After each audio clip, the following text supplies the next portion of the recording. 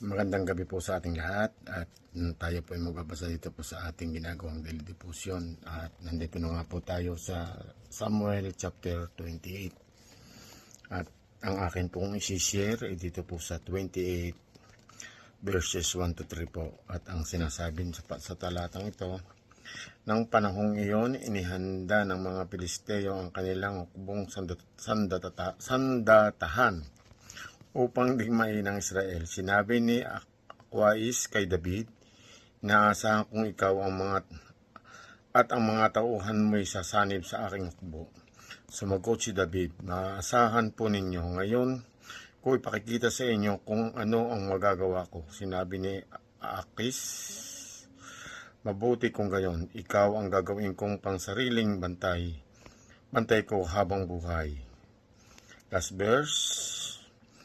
Sumangguni si Saul sa isang kumakausap sa espiritu ng mga namatay na.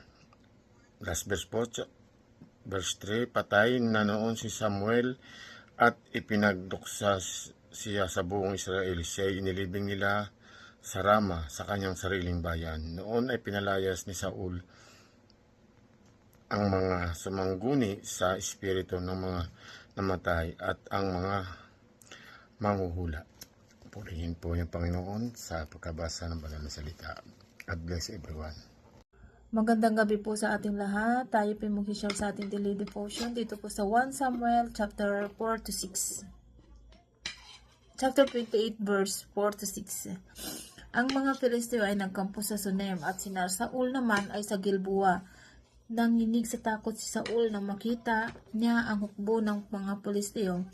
Nang sumangkuni siya kay Yahweh, hindi na sumagot si Yahweh kahit sa pamamagitan ng panaginip, hindi sa pamamagitan man ng Urim o ng mga propeta. Amen. Magandang gabi po sa inyo lahat. Ang babasahin ko po ngayon, Samuel chapter 28, verse 7 to 9. Dahil dito, inuutos niya sa kanyang mga tagapaglingkod na ihanap siya ng isang babaeng kumakausap sa mga espiritu ng nanamatay, na upang siya'y tanungin. Sinabi naman sa kanya ng kanyang mga lingkod na mayroong ganong babae sa Endor.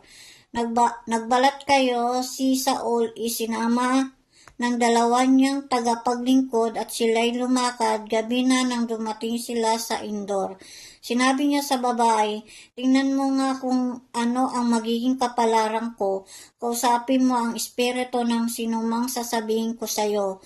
Sinabi sa kanya ng babae, "Hindi mo ba alam na pinalayas na ni Saul sa Israel ang mga patay at ang mga manghuhula? Bakit mo inilagay sa panganib ang aking buhay?"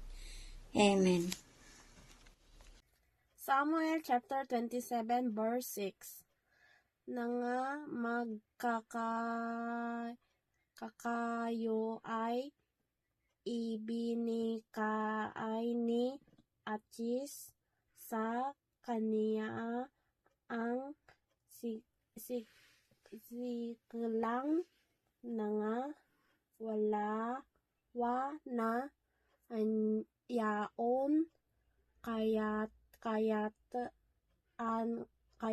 ang siklang ay naukol sa mga hari sa Juda hanggang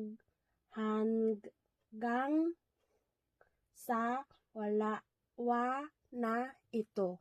Amen. Magandang gabi po sa ating lahat. Ang aking share ngayon sa ating daily devotion ay makikita sa 1 Samuel chapter 27 verses 7 to 8. Ito po ang nakasulat. Tumira si David sa teritoryo ng mga Filisteo sa loob ng 1 taon at 4 na buwan. Nang panahon iyon, sinalakay ni David at ang tauhan niya ang mga Gisurita at mga Amalikita mula pa noong una. Ang mga tao ito ay nakatira na sa lugar na malapit sa Shur papuntang Ehipto. Yan lang po. Maraming salamat po rin ng Panginoon. God bless. Magandang araw po sa lahat. Ang babasahin ko po ngayon ay makikita sa Samuel 28 verse 18 to 21. Ginawa ito ng Panginoon sa iyo ngayon dahil hindi mo sinunod ang utos niyang iparanas ang kanyang galit sa lahat ng Amalekita. Bukas ikaw ang mga Israelita ay ibibigay ng Panginoon sa mga Filisteo. At makakasama kita at ang iyong mga anak na lalaki sa lugar ng mga patay. Nang marinig ito ni Saul, natumba siya at nasubsob sa lupa. Matindi ang takot niya sa sinabi ni Samuel. Hinang-hina rin siya sa gutom dahil hindi siya kumain buong araw at gabi. Nilapitan ng babae si Saul at nang makita niya ng natakot si Saul, sinabi niya, "Mahal na hari, tinupad ko na po ang ipinag-uutos ninyo sa akin kahit na alam kong nasa panganib ang buhay ko." Yun lang po rin ang Diyos. God bless. Magandang pagpapalang gabi po sa atin lahat para po sa ating devotion. Narito po ang babasahin ko pa yung matatagpuan sa 1 Samuel chapter 28 verses 22 to 25.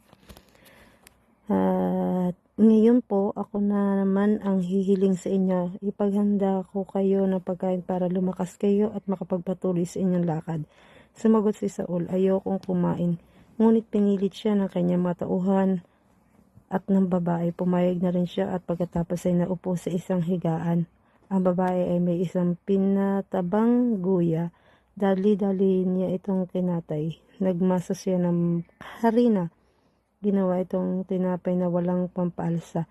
Saka inihain kay Saul at sa mga kasamahan nito. Pagkakain, nagmamadali silang umalis. Purihin ang Diyos sa pagkabasa ng kanyang mga salita. Amen. Amen.